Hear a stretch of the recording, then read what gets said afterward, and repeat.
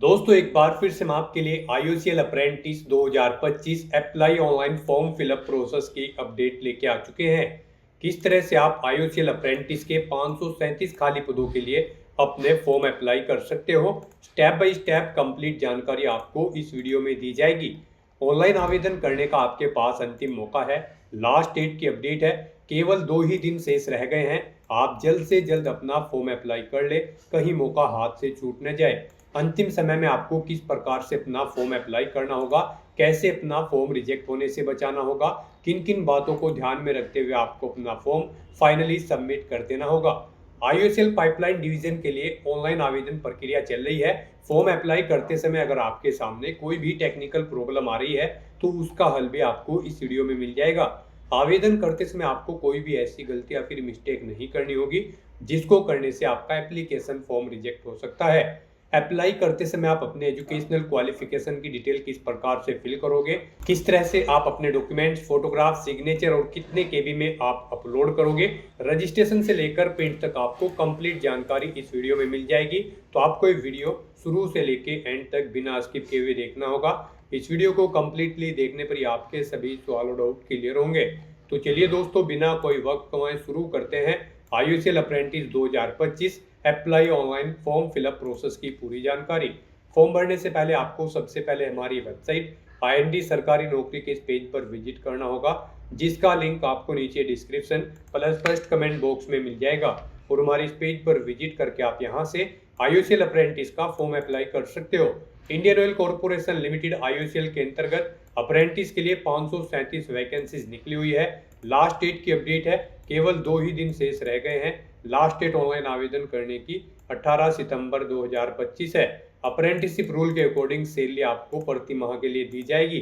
Qualification की अगर बात की जाए तो यहाँ पर टेक्नीशियन अप्रेंटिस और साथ ही साथ ट्रेड अप्रेंटिस के लिए data entry operator, domestic data entry operator के लिए क्वालिफिकेशन डिटेल आपको यहाँ पर मिल जाएगी, जैसे कि 10वीं पास प्लस ITI, 12वीं पास, ग्रेजुएट। और यहाँ पर आप देख सकते हो अलग अलग पोस्ट के लिए अलग अलग क्वालिफिकेशन रखी गई है। जिस पोस्ट के लिए भी आप अप्लाई करने जा रहे हो आप यहाँ से अपनी क्वालिफिकेशन मैच आउट कर ले, देन उसके बाद अप्लाई कर ले। 18 से 24 वर्ष आयु सीमा है, फीस जमा नहीं करनी होगी, बिना परीक्षा की भर्ती है, मेरिट बेस पे सिलेक्शन होगा। ऑनलाइन आप ऑल इंडिया से अप्लाई कर सकते हो IOCL.com पोर्टल से।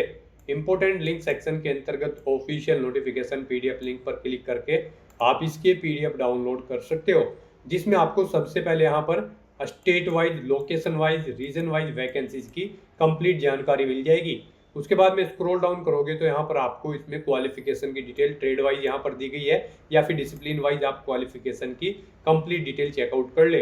एज लिमिट आप चेकआउट कर ले, सैलरी की जानकारी, सिलेक्शन क्राइटेरिया का यहाँ पर कंप्लीट इंफॉर्मेशन आपको मिल जाएगी।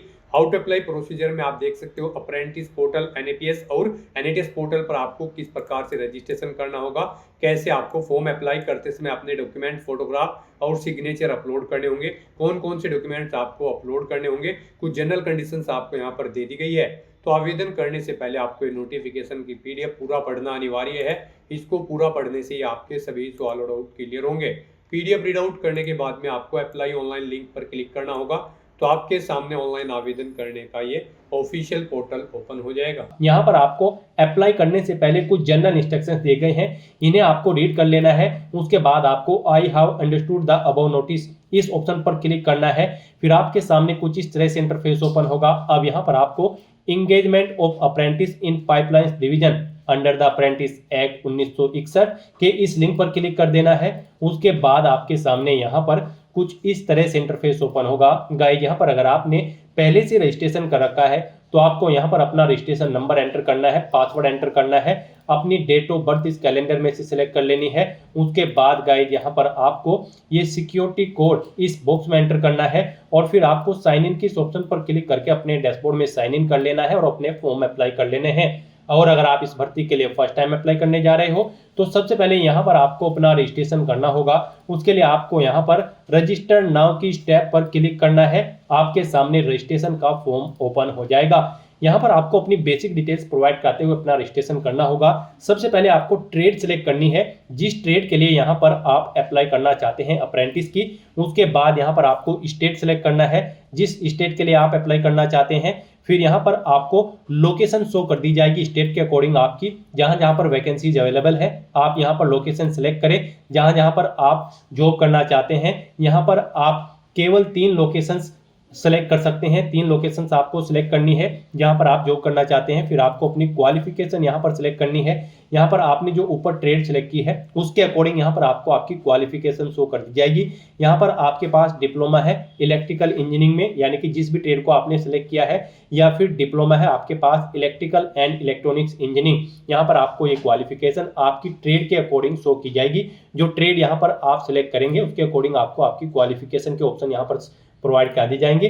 आप अपने अकॉर्डिंग ऑप्शन सेलेक्ट करें। फिर यहाँ पर आप कोर्स का नेचर सेलेक्ट करें। आपने यहाँ पर जो एक क्वालिफिकेशन की है वो रेगुलर की है, पार्ट टाइम की है, या फिर डिस्टेंस लर्निंग आपने की है, आप अपने अकॉर्डिंग ऑप्शन सेलेक्ट करें। फिर यहाँ पर आपसे पूछा गया है आपने जो क्वालिफिकेशन ऊपर सेलेक्ट की है आपने इसे पास आउट कर लिया है, तो यहाँ पर आपको यस ऑप्शन सेलेक्ट करना है। और अगर आप नो ऑप्शन सेलेक्ट करते हैं तो फिर आप एलिजिबल नहीं होंगे इस भर्ती में पार्टिसिपेट करने के लिए। फिर यहाँ पर आपने अपनी कोर्स जो कंप्लीट किया है उसकी कंप्लीशन की डेट आपको सिलेक्ट करनी है, किस डेट को आपने कंप्लीट किया है। उसके बाद यहाँ पर आपसे पूछा गया है क्या यहाँ पर आपने अप्रेंटिसशिप ट्रेनिंग कर रहे हैं या फिर आपने अप्रेंटिसशिप ट्रेनिंग ले रखी है एक्ट 1961 के तहत, अगर ले रखी है तो यस करें। फिर यहाँ पर आप एलिजिबल नहीं होंगे उसके तो यहाँ पर आपको नो ऑप्शन सेलेक्ट करना है।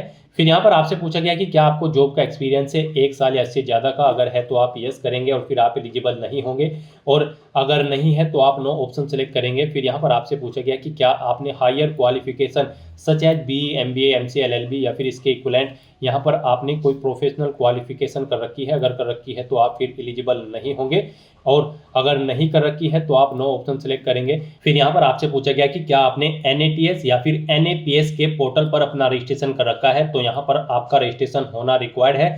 यहाँ पर आप यस ऑप्शन सेलेक्ट करें। गाइस यहाँ पर अगर आपने रजिस्ट्रेशन नहीं कर रखा है, कैसे आपको अपना रजिस्ट्रेशन करना है NATS या फिर NAPS के पोर्टल पर, तो उसके लिए आपको इस वीडियो के डिस्क्रिप्शन बॉक्स में लिंक मिल जाएंगे जिस पर क्लिक करके आप चेकआउट कर सकते हो। पूरा प्रोसेस आपको दिया गया है कैसे आप NATS या फिर NAPS के पोर्टल पर अपना रजिस्ट्रेशन कर सकते हो। दोनों पोर्टल पर रजिस्ट्रेशन के वीडियो आपको इस वीडियो के डिस्क्रिप्शन बॉक्स में मिल जाएंगे। उसके बाद यहाँ पर आपसे पूछा गया है कि यहाँ पर आपने बोर्ड ऑफ अप्रेंटिसशिप ट्रेनिंग के लिए भी रजिस्ट्रेशन कर रखा है, या फिर आपने regional director of apprenticeship training RDAT या फिर NSDC के लिए भी रजिस्ट्रेशन कर रखा है, तो यहाँ पर आप ऑप्शन सेलेक्ट करें जिसके लिए आपने रजिस्ट्रेशन कर रखा है।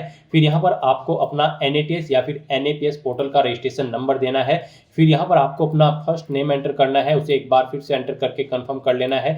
मिडिल नेम लास्ट नेम है तो यहाँ पर आप एंटर करके कंफर्म कर ले, नहीं है तो इन कॉलम्स को खाली छोड़ दें। फिर यहाँ पर आपको अपनी डेट ऑफ बर्थ सेलेक्ट करनी है। उसके बाद यहाँ पर आपको अपनी कैटेगरी सेलेक्ट करनी है। फिर यहाँ पर आपसे पूछा गया कि क्या आप PWD कैंडिडेट है और आपकी डिसेबिलिटी मिनिमम 40% है, अगर है तो आप यस करेंगे। और फिर यहाँ पर आप अपनी डिसेबिलिटी की परसेंटेज देंगे, डिसेबिलिटी का टाइप सेलेक्ट करेंगे, और नहीं है तो आप नो ऑप्शन सेलेक्ट करेंगे। उसके बाद यहाँ पर आपको अपना मोबाइल नंबर एंटर करना है। फिर आपको अपनी ईमेल आईडी यहाँ पर एंटर करनी है, और फिर वेरीफाई मोबाइल नंबर और वेरीफाई ईमेल आईडी के ऑप्शन पर क्लिक करके अपना मोबाइल नंबर और ईमेल आईडी यहाँ पर वेरीफाई कर लेने हैं। यहाँ पर आपके रजिस्टर्ड मोबाइल नंबर और ईमेल आईडी पर OTP सबमिट किए जाएंगे, उन्हें यहाँ पर एंटर करते हुए आपको अपना मोबाइल नंबर और ईमेल आईडी वेरीफाई कर लेने हैं। फिर यहाँ पर आपको अपना पासवर्ड एंटर करना है। पासवर्ड के लिए आप यहाँ पर पासवर्ड स्पेसिफिकेशन की स्टेप पर क्लिक करें और गाइडलाइन को चेक करते हुए अपना पासवर्ड यहाँ पर एंटर करें। पासवर्ड यहाँ पर आपका 8 से 15 कैरेक्टर के बीच में होना चाहिए और ये अल्फा न्यूमेरिक फॉर्मेट में होना चाहिए। मींस आपके पासवर्ड में कम से कम एक अपर केस कैरेक्टर, एक लोअर केस कैरेक्टर, एक इंटीजर नंबर और एक स्पेशल कैरेक्टर जैसे कि @ या फिर $, होना चाहिए। तो इस फॉर्मेट में यहाँ पर आपको अपना पासवर्ड एंटर करना है। वही पासवर्ड आपको कंफर्म पासवर्ड फील्ड में एंटर करना है। उसके बाद आपको ये कैप्चा कोड इस बॉक्स में एंटर करना है, इस चेक बॉक्स को ओके करना है और फिर आपको रजिस्टर के ऑप्शन पर क्लिक कर देना है। इस तरह से यहाँ पर आपका रजिस्ट्रेशन सक्सेसफुली कंप्लीट हो चुका है। आपको एक रजिस्ट्रेशन नंबर यहाँ पर प्रोवाइड कर दिया गया है। ये रजिस्ट्रेशन नंबर आपके रजिस्टर्ड मोबाइल नंबर पर भी सबमिट किया गया है। आपको इसे केयरफुली नोट डाउन करके रख लेना है। और गाइस यहाँ पर अब आपको प्रोसीड टू एप्लीकेशन पार्ट 2 के इस ऑप्शन पर क्लिक करना है। नेक्स्ट आपके सामने कुछ इस तरह से इंटरफेस ओपन होगा। अब यहाँ पर आपको अपना रजिस्ट्रेशन नंबर एंटर करना है, अपना पासवर्ड आपको एंटर करना है, अपनी डेट ऑफ बर्थ आपको यहाँ पर सेलेक्ट कर लेनी है। उसके बाद गाइस यहाँ पर आपको ये सिक्योरिटी कोड इस बॉक्स में एंटर करना है और फिर आपको साइन इन के इस ऑप्शन पर क्लिक कर देना है।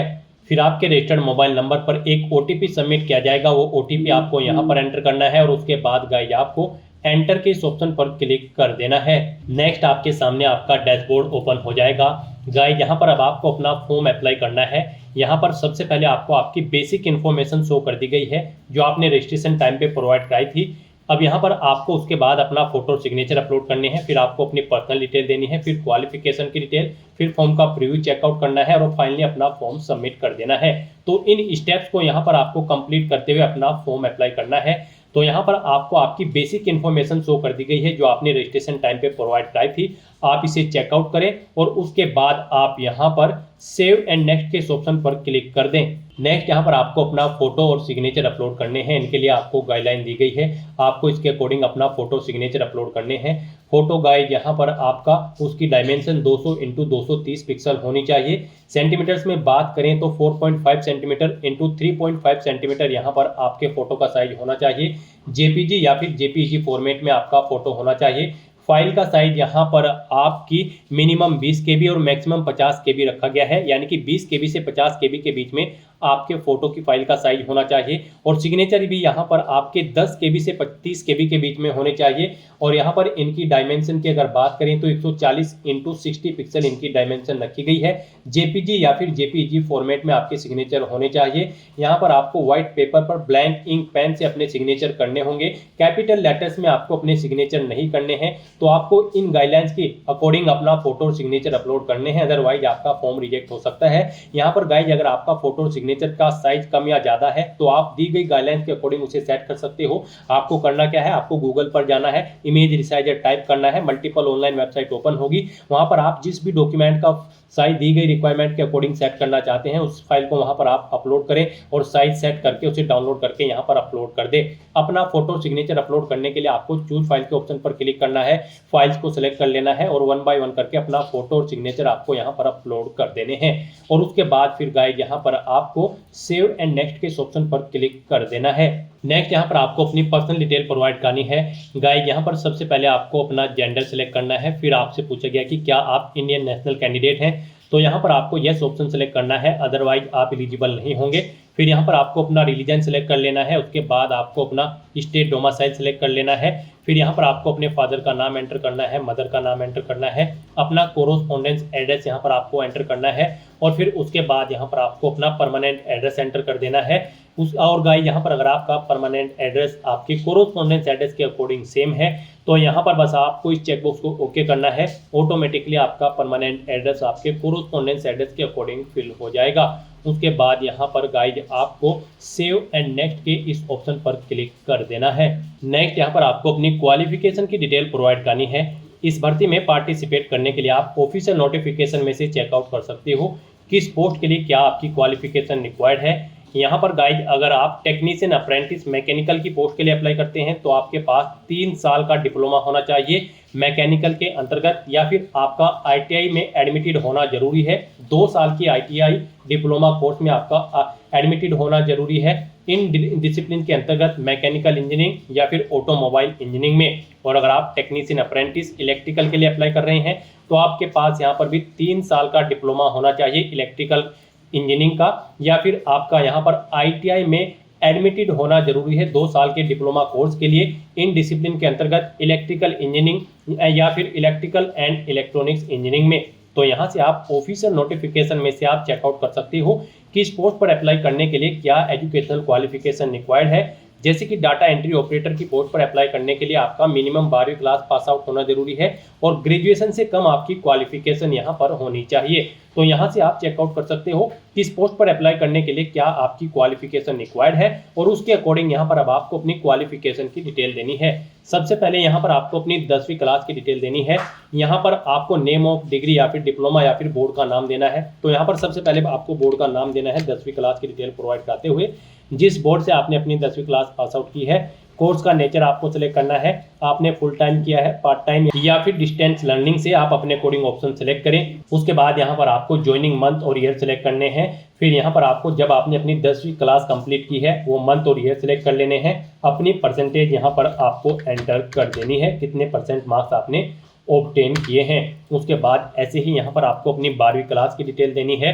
फिर यहाँ पर आपको अपनी ITI की डिटेल भी ऐसे ही प्रोवाइड करनी है। यहाँ पर आपको डिग्री, डिप्लोमा या फिर बोर्ड का नाम देना है जिससे आपने अपनी ITI कंप्लीट की है। नेचर ऑफ कोर्स देना है, कितने साल की है वो यहाँ पर आपको देना है, 2 साल। उसके बाद यहाँ पर कब आपने ज्वाइन किया है वो मंथ ईयर सेलेक्ट करें, कब पास आउट किया है, कंप्लीट किया है वो मंथ ईयर सेलेक्ट करें। फिर अपनी परसेंटेज यहाँ पर आप एंटर करें। उसके बाद यहाँ पर अगर आपने डिप्लोमा कर रखा है इंजीनियरिंग में, जिस भी डिसिप्लिन के लिए आप अप्लाई कर रहे हैं उसमें अगर आपने डिप्लोमा कर रखा है इंजीनियरिंग का, तो यहाँ पर आपको उसकी डिटेल देनी है। यहाँ पर भी आपको बोर्ड, डिग्री या फिर डिप्लोमा का नाम देना है। उसके बाद आपको कोर्स का नेचर सेलेक्ट करना है।